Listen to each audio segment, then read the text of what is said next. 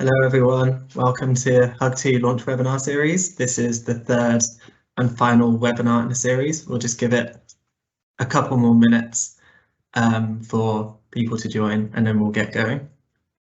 I hope you've enjoyed the previous two webinars.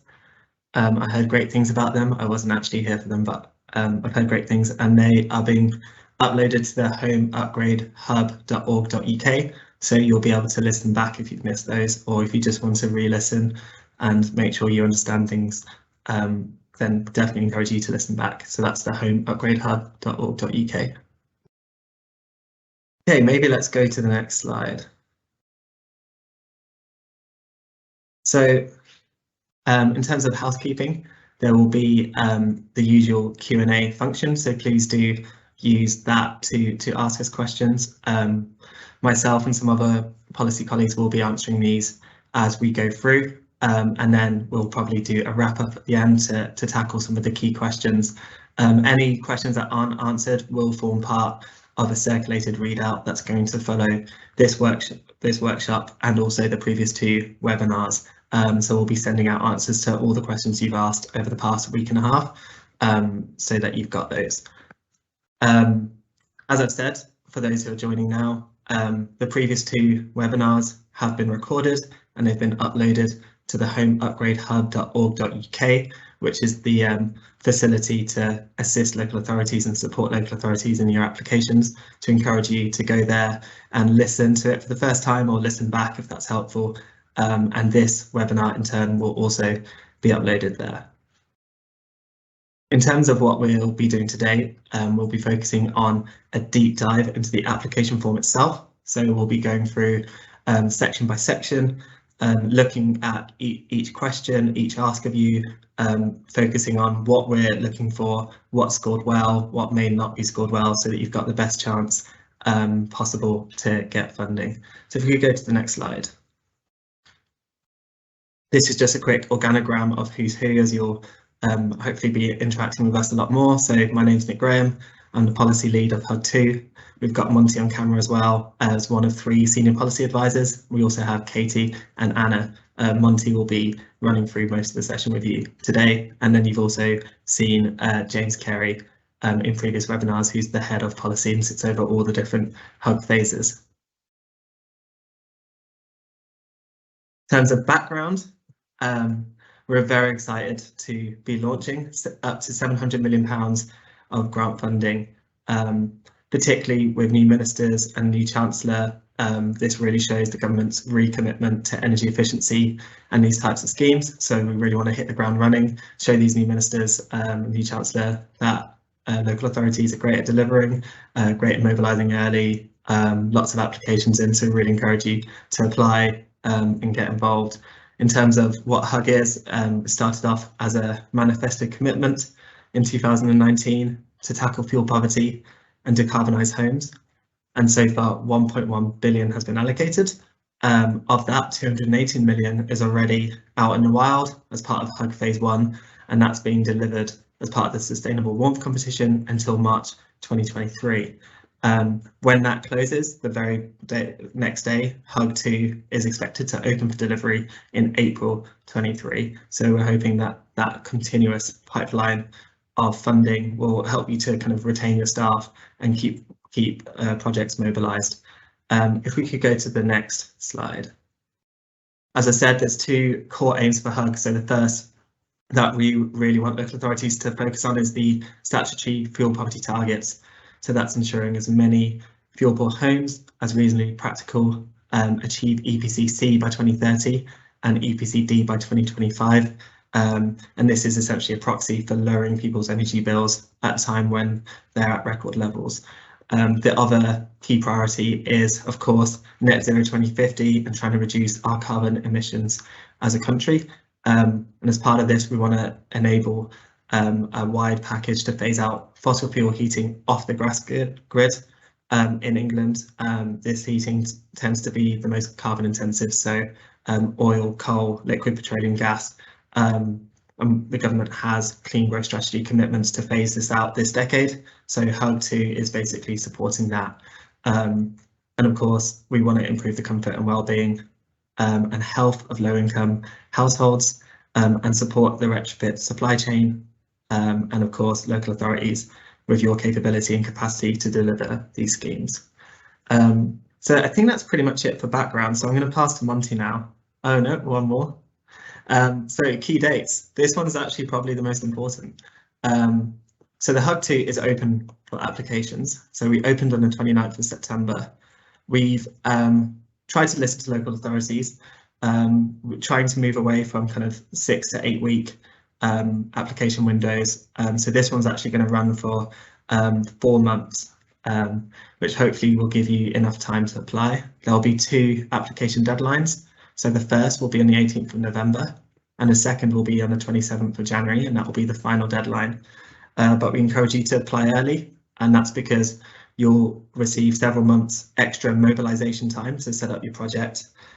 You'll have a chance to reapply if you're initially unsuccessful. So if you aren't granted funding after the 18th of November, you'll have a chance to revise your application and resubmit it again to the 27th of January deadline. So that's a very big incentive. And the third one is there's a first come first served element, which is we have up to £700 million of funding, but if every penny is allocated after the first deadline, then we won't be running a second deadline. So we encourage you to apply early to make sure that you get that funding. In terms of other key dates, we are looking to give you your first upfront payment at the start of April. So that will be 30% of your spend for that financial year, which will go towards your mobilisation costs, your rolling admin and ancillary costs, and also your deposit payment, all of which are explained in the previous webinars. You'll also have your delivery assurance check and your sort of batch submissions beginning from the 1st of April. So you have to pass your delivery assurance check in order to start submitting batches and start drawing down funds to upgrade homes. There'll be another upfront payment for the next financial year, so April 2024, so another 30% again upfront to help you manage your rolling costs, and then the delivery window will end on the 31st of March 2025. But now we're going to do what we've all came here for, which is the deep dive into the application form. So I'll pass to Monty. Thanks, Nick. So as he has introduced me, I am Monty Jaffa. I'm a senior policy advisor on the second phase of the home upgrade grant.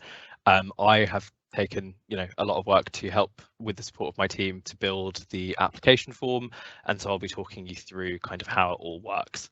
So before we begin, it's worth us just revisiting the challenge fund process. And the reason why is just to make sure that we've all got it set in our minds, but also because how we assess you at each stage of the process is tied to the challenge fund model. And I'm sure you'll probably get sick of us going through this with you over and over again, but just for completeness, it's worth covering.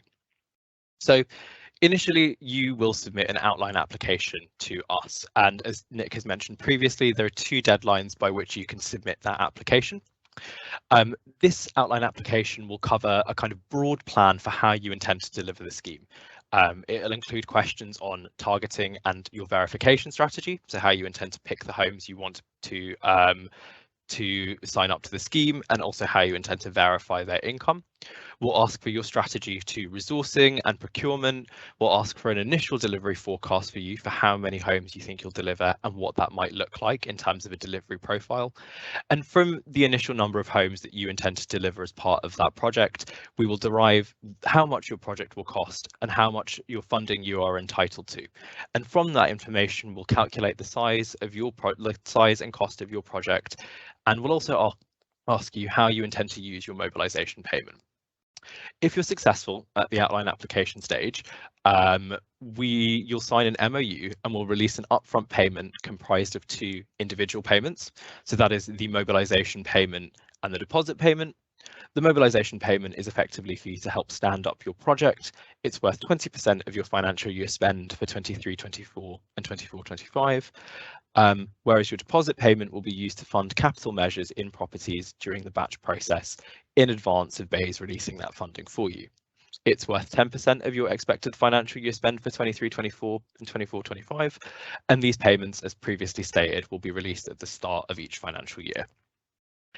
However, if you submit your outline application by the first deadline and you have the ability to stand up your project in advance of the new financial year 23-24, which we assessed by your ability to spend the mobilisation funding early, will help you to do that where possible.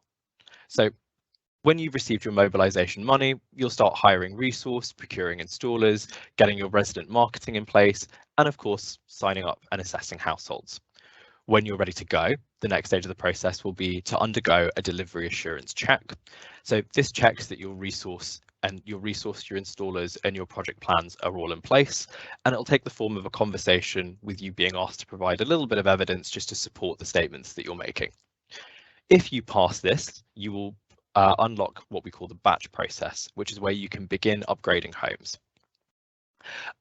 And since we approved your outline application, in this period, you should have started targeting and signing up households, getting retrofit assessors to assess homes for measures and developing plans for their upgrades.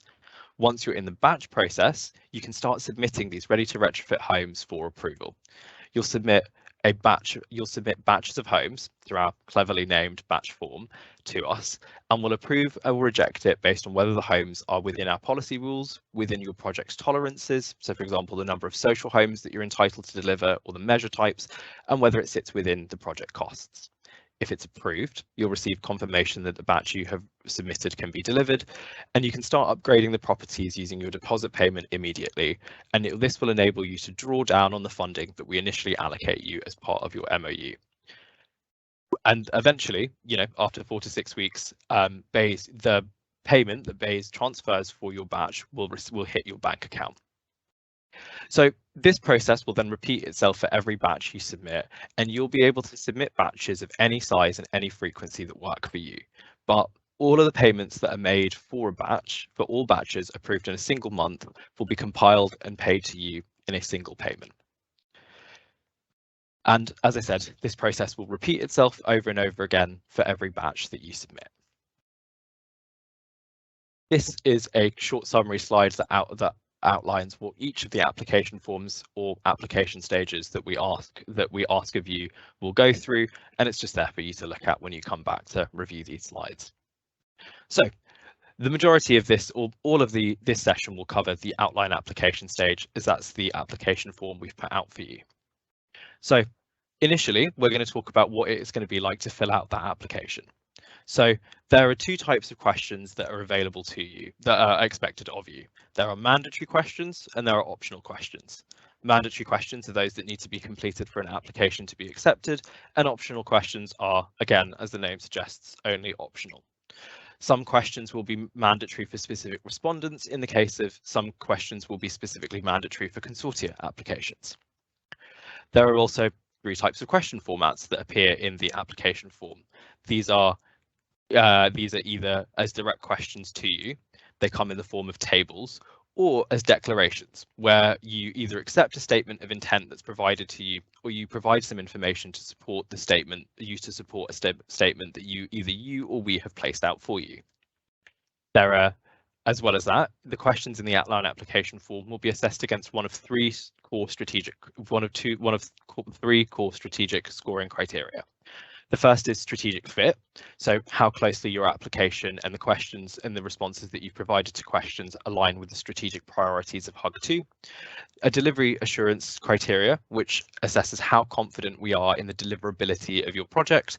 And finally, commercial assurance questions, which outline how confident we are in the commercial elements of your project. Finally, there are 3 types of scores that you can receive for your questions. Now, it's worth noting that each of the criteria that I've mentioned before, those scoring criteria, have sub-criteria. So, for example, strategic fit will have a sub-criteria for targeting and verification, and each sub-criteria will be scored using this traffic light system of green, amber, and red. If a sub-criteria receives a green score, it means your response is at the level that is expected or exceeds the level that BEIS expect of an applicant. Amber will mean that your response requires further clarification or is not entirely at the level that we expect for a response. And if you receive an amber score, we may require you to resubmit an answer to that question at a later stage. Finally, there's also a red score. So if your response to a certain sub-criteria does not meet the level that BEIS expects, and any kind of sub-criteria that receives a red score will cause an application to fail. So filling out an application, this is basically what the application looks like. So at the top of each question, you'll have a section header. At the top of each section, you have a section header, and then you'll have some section guidance that will basically explain what sub-criteria the questions are being asked, what the mandatory or optional elements of those questions are, and just some additional guidance for you. There'll be some, for each question, you'll be provided with some question guidance, which will provide an explanation to the question we're asking. There'll be a question itself to you, and there'll be these white boxes where we can expect you to provide a response. So the first thing we're going to talk about is the prospective funding share. So you'll recall that 60% of the funding for HUG2 is ring-fenced for rural LAs, and 40% of that funding is not ring-fenced. When you answer this question on prospective funding share, it's going to help us to understand which of the rural ring-fenced or non-rural pots you will be drawing from for your application. So initially, in the mandatory sections, you will fill out the name of your LA or any other LAs in your consortia using a drop-down menu. You'll also be fill in an expected percentage share of funding that will be spent in each of those LA areas. If you're, for example, a net zero hub covering lots of areas, we want you to put in the expected spend of each of the LAs covered in your net zero hub area. You can do this based on the number of homes you intend to treat in each LA, for example, or you can do it if you have a bit more knowledge of what that housing stock and therefore the expected percentage share of funding in those areas will be. On top of that, every time you submit or every time you fill in the name of a local authority, the table will automatically fill in the English region and rurality of each LA. If the number of LAs exceed the number of boxes available, there's also a text box below where you can fill in this information manually, or for example, if your organisation is not included in the drop down below. So the next question that's part of the application form is on past performance. So this question basically, or these questions largely draw out the performance of your applicants on a previous scheme, and they help us to understand what the capacity you have to deliver on HUG2 will be. This question is not a trick, it's not a trapdoor, and it's not a way of punishing LAs who have faced real and understandable delivery challenges in the past. We want everyone to apply, and a key part of the challenge fund is to fund as many passable applications as possible. And as we've mentioned before, we're in an energy crisis and we want to help everyone. We want to help everyone we can. We want to see delivery across the country, in every region, and hopefully in every single LA. So when you think about answering these questions, so has your local authority received any funding under a previous energy efficiency scheme?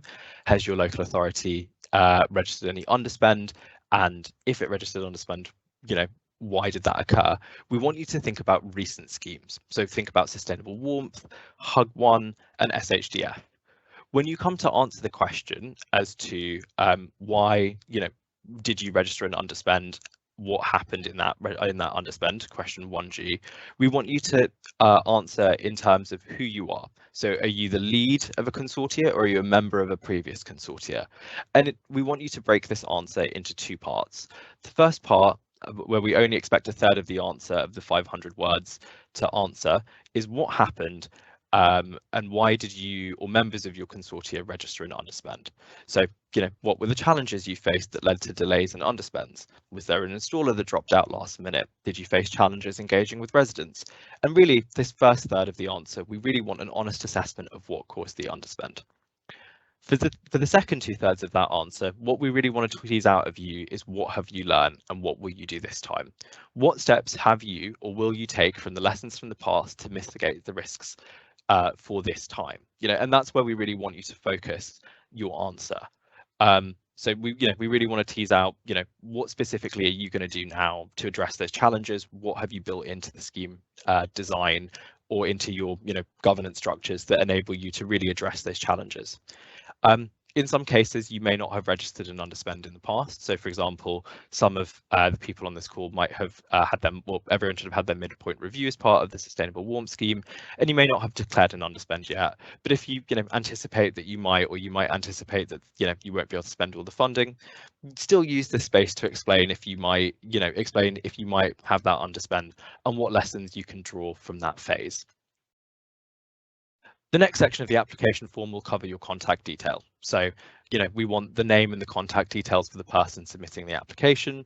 We want the audit team details. So just in case our commercial colleagues need to get in contact for just any kind of audit purposes across the whole lifetime of the scheme. And finally, we'll want you to provide an e-signature, which you can upload as an image to the box, or, you can manually put it in as well. It's worth remembering when you fill out this application as well, and when you put in that e-signature, whether your application has received the necessary sign-off or governance processes for your authortia or consortia. So, i.e., if your application needs CFO sign-off, just make sure they have it. The next part of the application will cover declarations, which you can answer with an affirm statement that you accept the declaration, or you unaffirm, you don't accept that statement. There'll be three kind of declaration types to this question. There are standard declarations, so for example, how you will use the funding and do you accept the rules of the challenge fund. There are policy declarations, so stating that you affirm that, or unaffirm that you will adhere to the policies. And finally, MOU and submission declarations, that you will adhere to the MOU and other governing documents.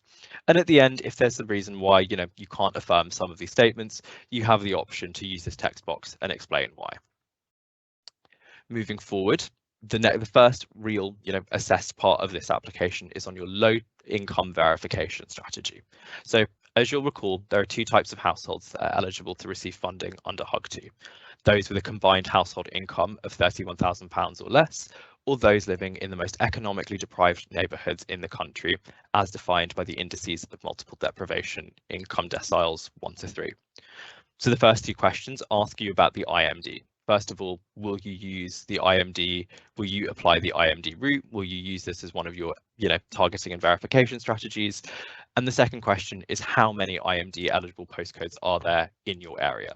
Not which ones, just how many you have in your area, and how many you intend to target. The next question is about eligibility criteria. So how will you assess if a household is eligible? And it's, this is specifically about verification. So how do we verify that your household meets the eligibility criteria, specifically the income eligibility criteria of the scheme?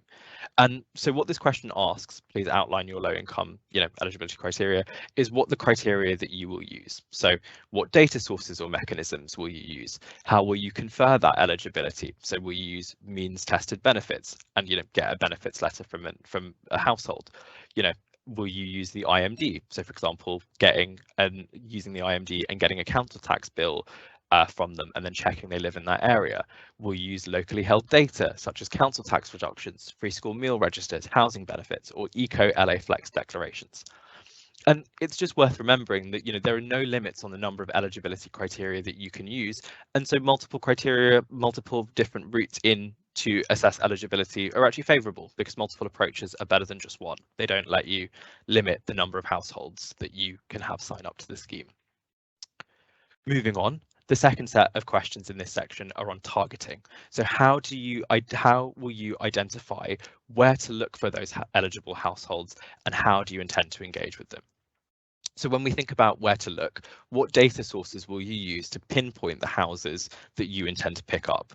Will you use fuel poverty data? Will you use the IMD? Will you use EPC data? Will you use Google respondents who've searched for energy efficiency schemes that might be available to them?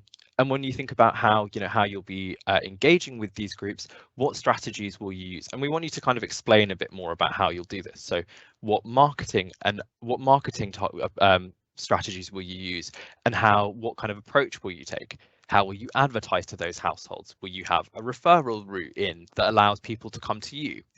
Or to be referred to by local members of the community, whether that's food banks, whether that's doctors, whether that's people who are going to your community energy groups. Will you use someone like a community champion to champion and engage with your households? And basically, other things we want you to consider as part of this as well is how are you going to get, or how are you going to help vulnerable people to access the scheme, and how are you going to address any barriers to entry for people with protected characteristics? There's a whole host of different things you can talk about in targeting, but we really want to know, how will you look for those households and how will you get them to sign up to the scheme? The next part of the application process covers your procurement approach. And there are two sets of questions that come as part of this. The first is, what will your procurement, what procurement mechanism will you use? So for example, and this will be a drop-down menu that will enable you to answer this. Will you use find a tender? Will you use a dual source approach? Will you use a DPS? And then what approach have you got to actually, to procure and contract your suppliers? And so, we want you to expand on the answer you gave in 4A, which was, the mechanism that you've used. So for example, why have you selected this procurement approach? What advantages does it provide to you? Is it appropriate, for example, for your consortia structure or for your housing stock, or for, obtaining really good value for money? And really what we want to see here is, have you thought through your procurement approach? Is it fit for the project that you want to do? And also, when will your suppliers be in place?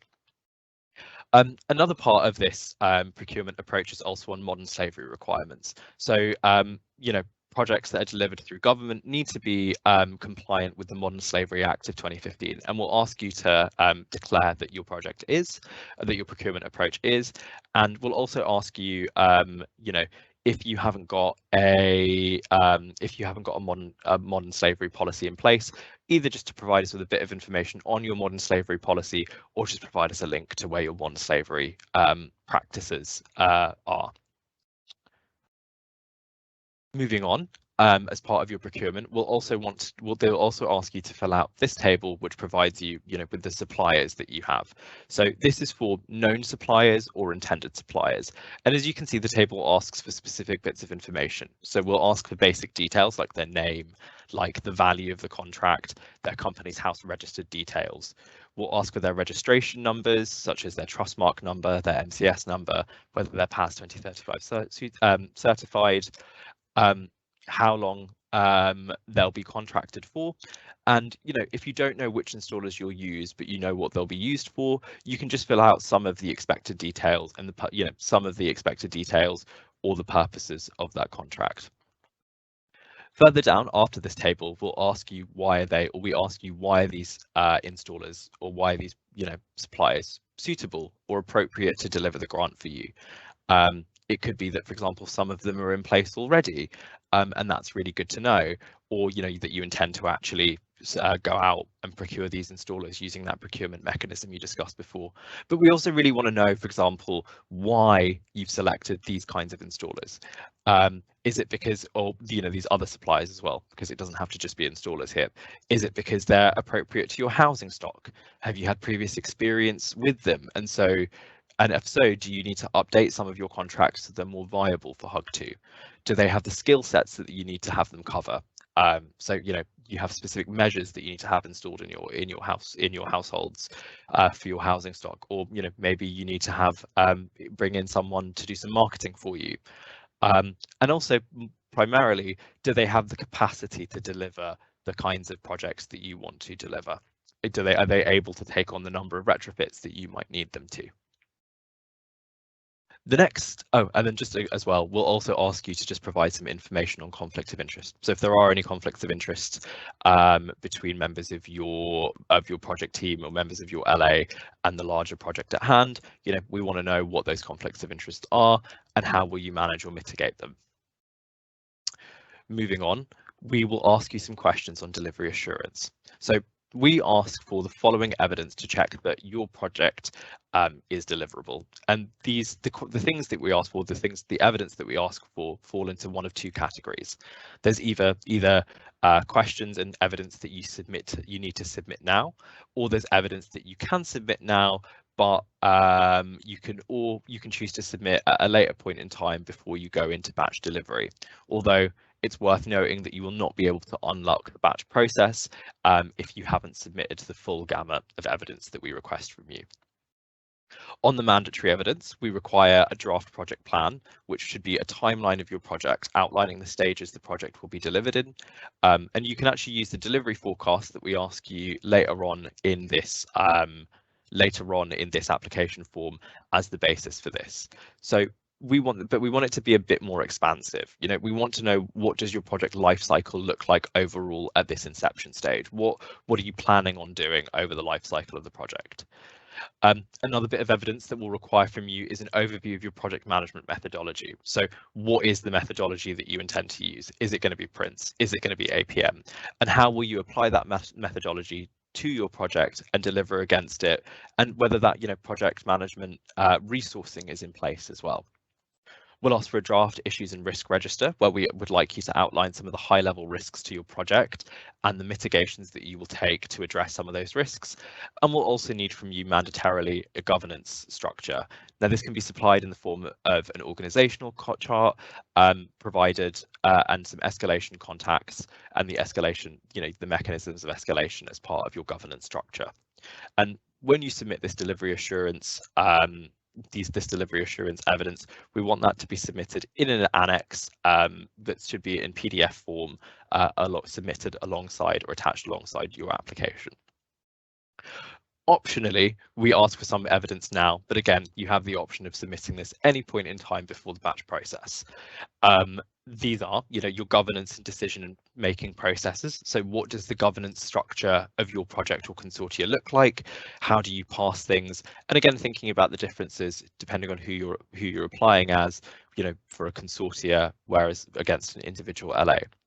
We'll want some evidence of the project team organizational design, specifically some forms of, you know, some specific skill expectations. And again, this will vary depending on the size of your project and the scale of your project, but generally there are certain skill expectations we have. And finally, project management methodologies and how these are linked to internal governance and decision-making processes. And again, these should be attached as an annex alongside your application. We'll also ask you for information on resourcing. So as part of your project, we generally expect that project should have a minimum of 2 full-time equivalent staff to run the project, including 1 full-time equivalent project manager and 1 full-time equivalent reporting data officer. You'll have the option of requesting more funding for more staff if your project is larger as part of your upfront payment. But also, you know, as part of this, we'll ask you to explain a bit more about the kind of resourcing you intend to do. So, for example, will you be hiring dedicated resource? When will that resource be in place? Do you have that in-house, or are you going to contract out for it? Is it your managing agent perhaps going to provide you with some of that resource or take on some of that full-time equivalent skill? We're just looking for you to kind of explain how your resource will help to ensure that your project will be delivered as you intend it to.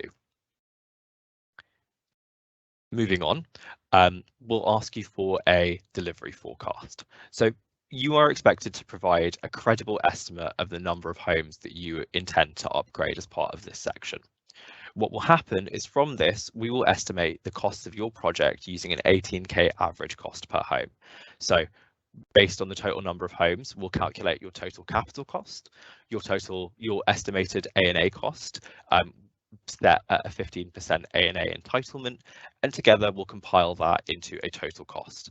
And we'll use this information to set your yearly mobilisation payments later on.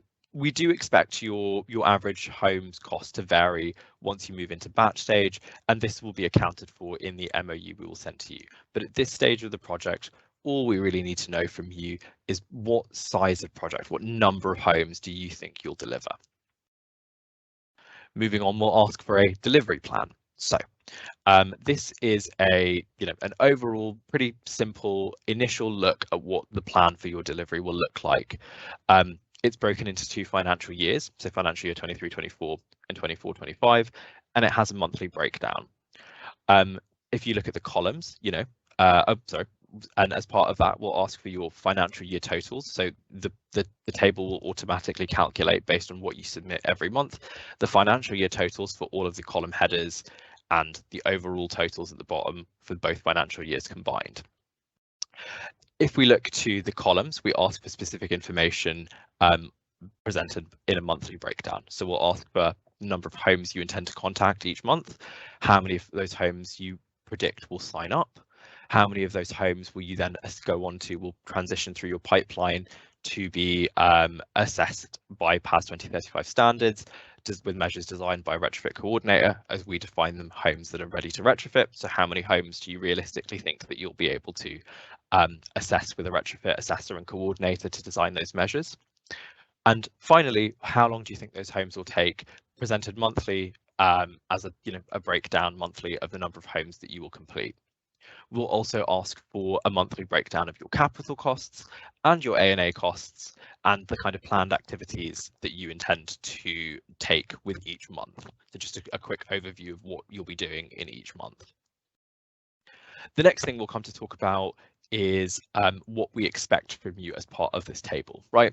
So what we want you to provide to us is basically the key planned activities. This broad plan should talk about the key planned activities monthly, what your spend will look like, what your installation and sign up forecast should look like, and it should really consider things like when the seasonal shifts for delivery are. So for example, will there be a wind down in winter? And we want to see that represented in the delivery profile that you'll give, what kind of costs and when your spending will come in. So if you're doing lots of homes towards the later end of the year, we should expect your capital costs to come up higher, whereas if you're doing lots of marketing in the early months, your A&A spend should be higher then. We want you to think about when you'll use your mobilization payment. So they'll be transferred at the start of each financial year, and then specifically how you intend to spend that money. And again, it's worth remembering that, like in the previous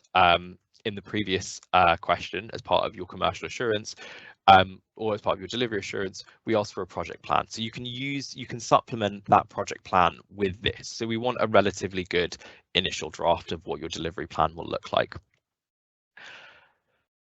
On top of this, we also format this table so that it just makes sure that all of the information you're providing throughout the application form are aligned. So there's a number of conditional formats that basically check that the information you're providing is robust.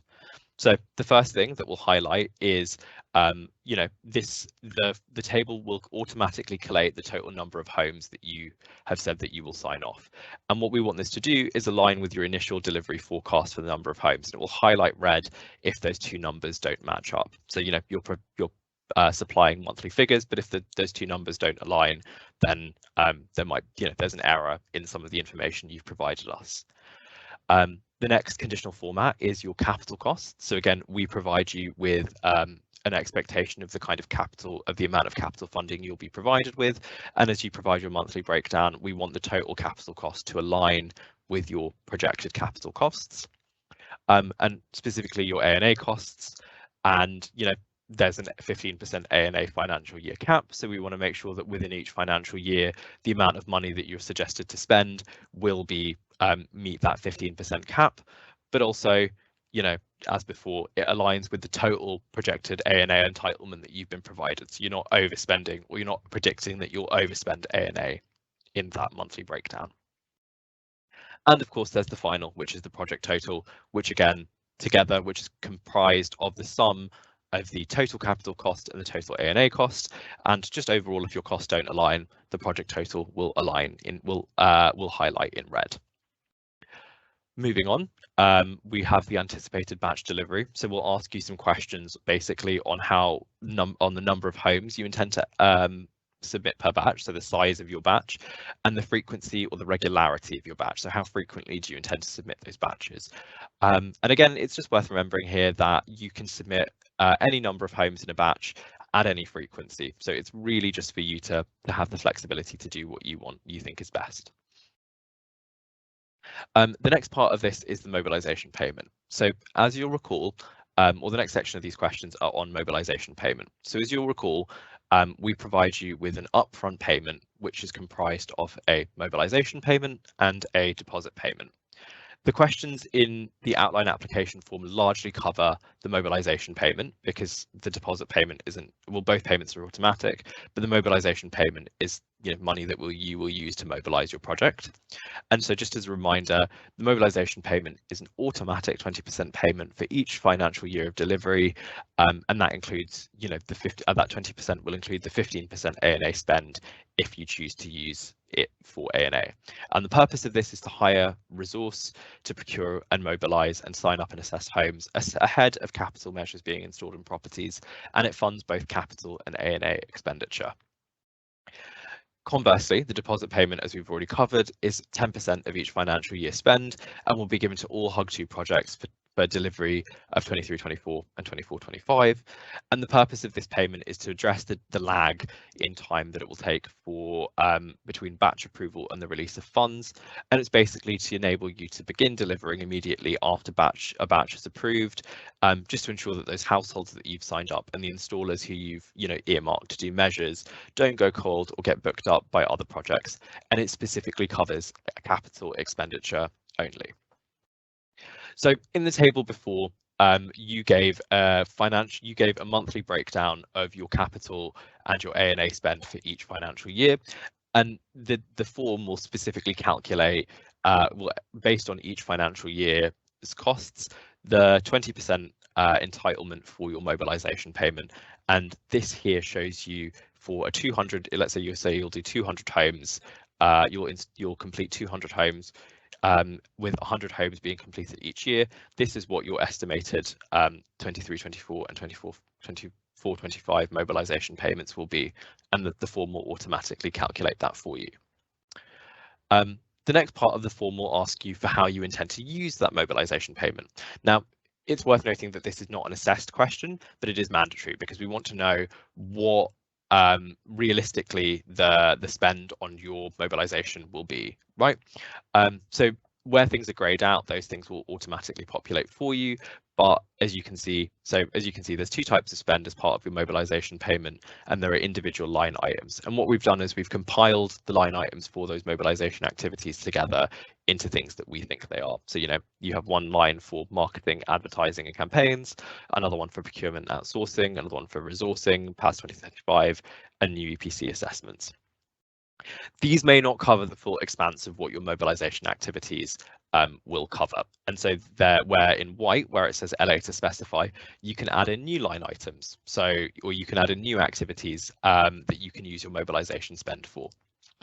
At the bottom of the table, you'll see where it says automatic. This will draw from the sections above the amount of anticipated or the estimated in financial year mobilisation payment that there is. And what we'll ask you to do is provide of that mobilisation payment an estimated percentage share of what you think the cost, the amount of that mobilisation payment will go towards each activity. So what will happen is if we take the look at marketing, you'll provide a percentage share. So let's say you'll take 5% of your overall mobilisation money to spend on marketing and advertising. You'll fill that in. It will then draw from the anticipated or estimated mobilisation payment, and it will update your estimated percentage share for that financial year. Now, this might be a bit confusing. We've got a live demo. We'll go through it then. But just to note as well, you can also register your costs, or LAs will have the option of budgeting their mobilisation activities or their spend as either admin and ancillary or capital. But on the admin and ancillary side, there are still those funding rules that are set. And basically this table will highlight just to make sure that your estimated spend are within for your A&A are within your the HUG2 policy rules. So for example, it will highlight if you exceed the 15% A&A financial year cap. Moving on, we will talk about how the next set of questions ask about your use of mobilisation payment. So the first question is just generally about where your PAS costs sit. So we recognise that some costs may sit in both admin, ancillary and capital, depending on how you budget things. And basically what we just want to know is the first part of this question, the first question as part of this is where your PAS costs will be and what specifically those PAS costs are.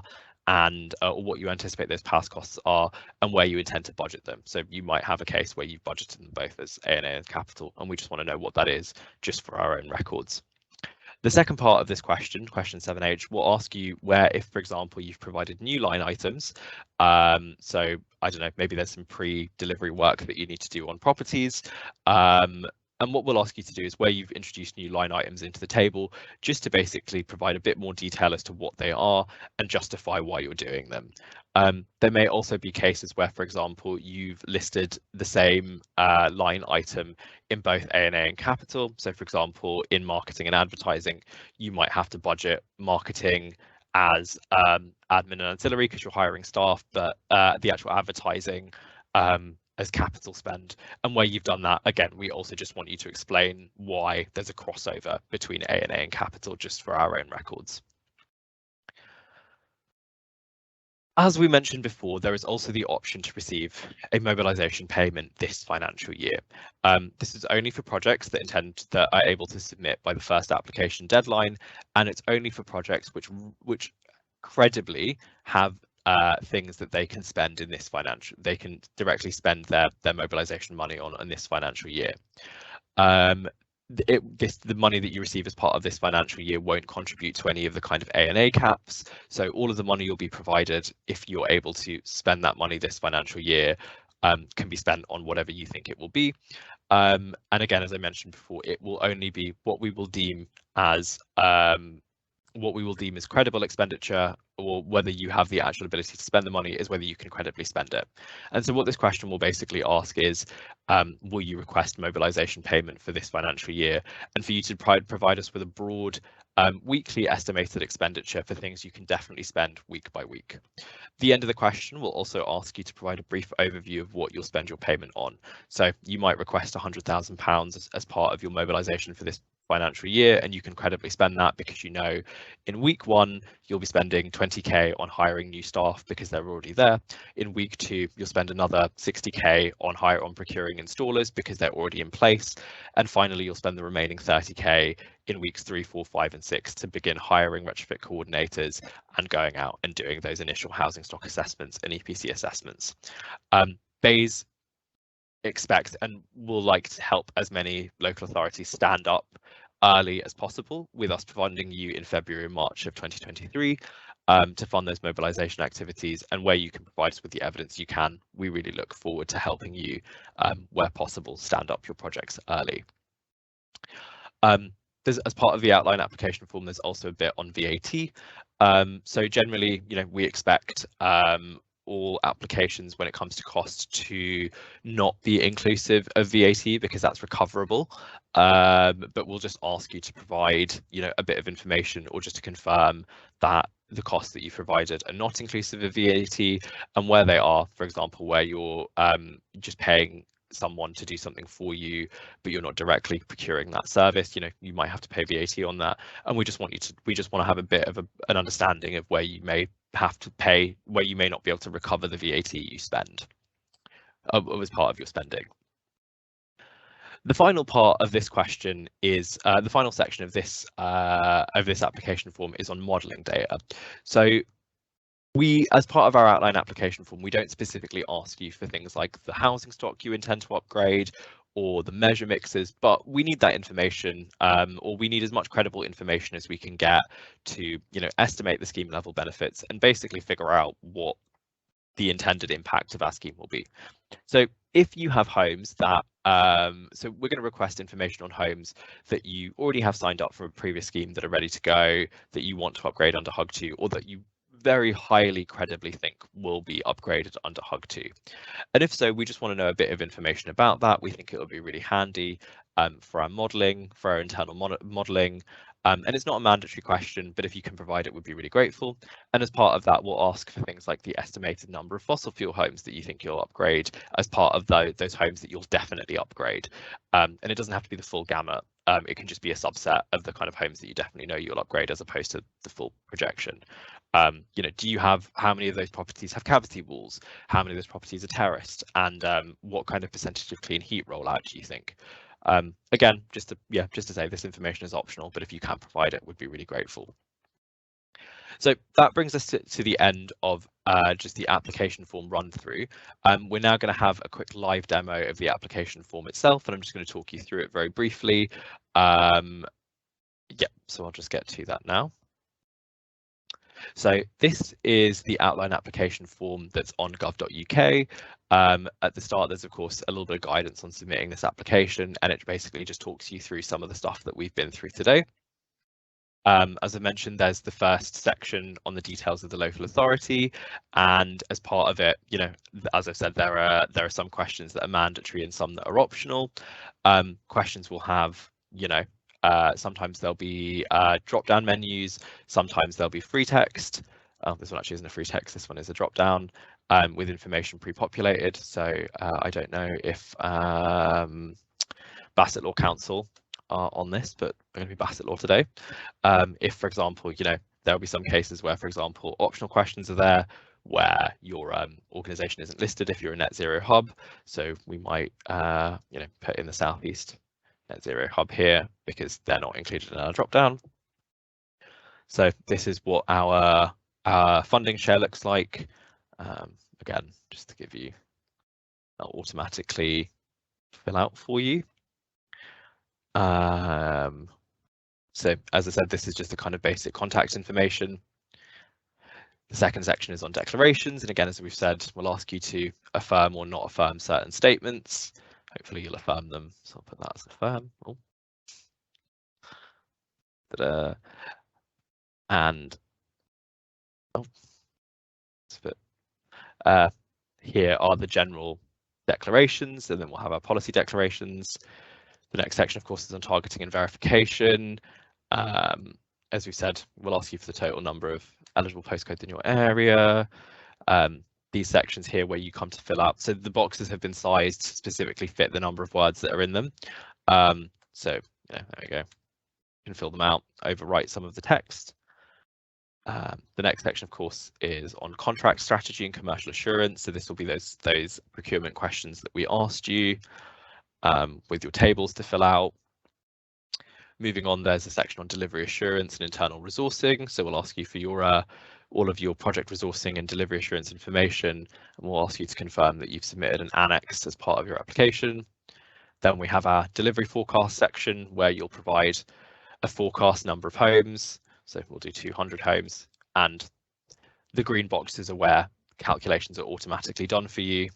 So where you've said you'll do 200 homes, that's what the capital cost, A&A, an estimated total cost of it is. Here are some tables for you. So this is what your delivery plan will look like. And as part of it, you know, you'll have your section guidance, you'll have your question, and underneath it, you'll also have a bit of guidance on the formatting. So we've said that we'll do 200 homes. So let's say, you know, we'll do 50 in this month, 50 in this month. And as you can see, the end of financial year totals, add them up, and we'll do another 50 and another 50, and the conditional format will remove itself just to make sure that's all good. Similarly, oh, okay, we'll just do this here. So we'll do 36,000 is 15. See if I can remember how many zeros are in. Yeah.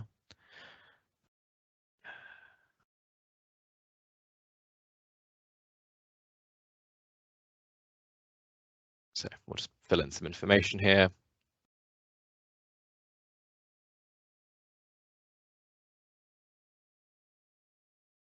And so, you know, as I said, we'll remove the conditional formats as the information that you've provided here aligns with your capital cost information, and the information in this table will then draw down into your mobilisation payment information as well. This is the next section on our upfront payment and how we anticipate you'll use that.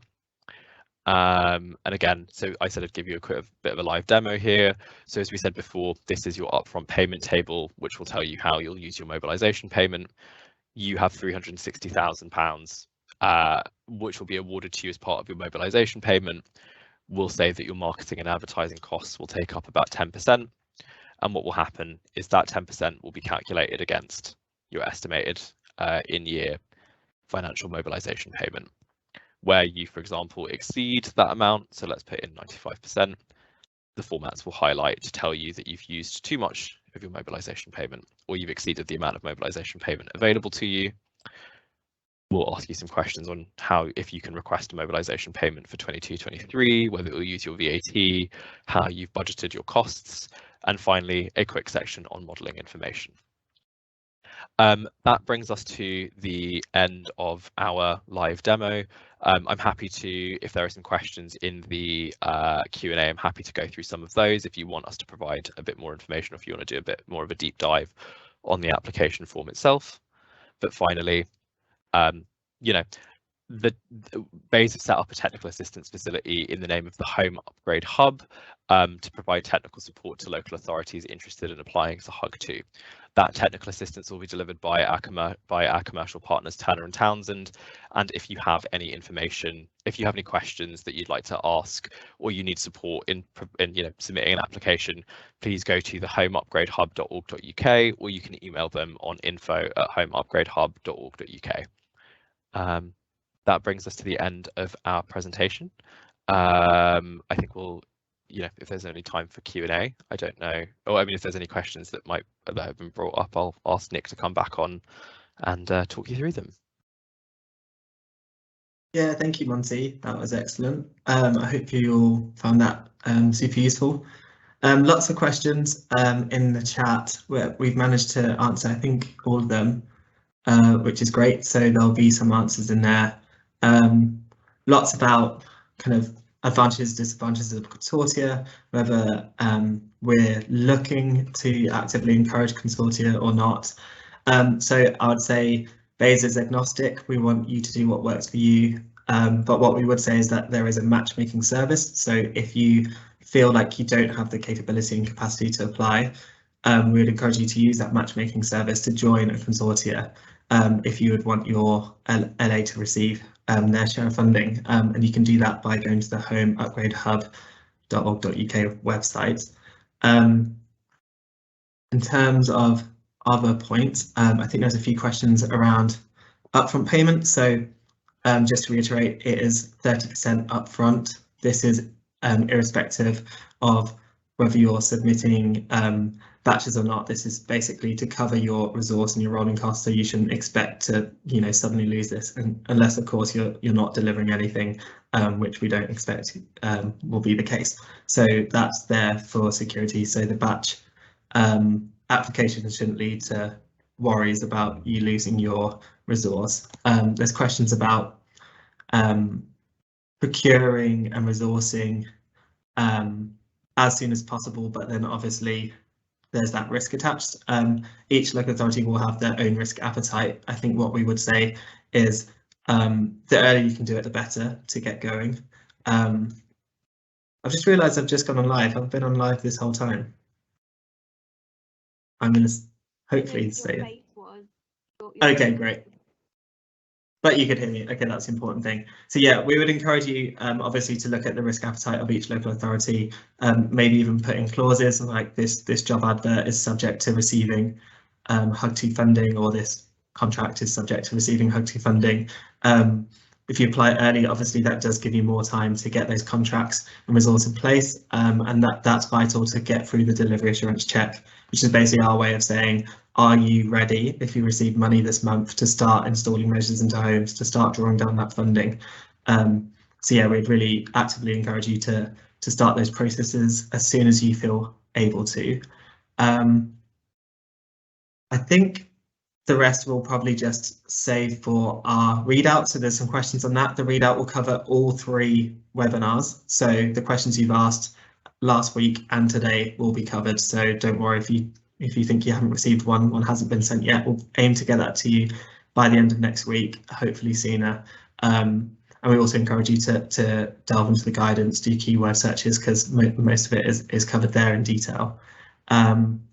We'd definitely encourage you to visit the homeupgradehub.org.uk service. We think this could really help you. We've had a lot of feedback from local authorities who have applied to social housing using the SHRA, and there's just a lot of content there on things like procurement, on things like identifying homes, matchmaking for consortia.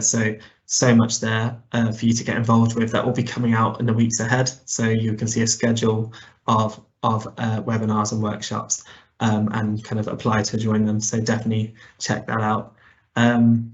but yeah, it's 3 o'clock, so I think we'll end there. Thank you everyone for coming, and we'll definitely be speaking to you soon. And just look out for those FAQs, both emailed to you and then uploaded to gov.uk in the coming weeks. Thank you. Thanks all. Bye.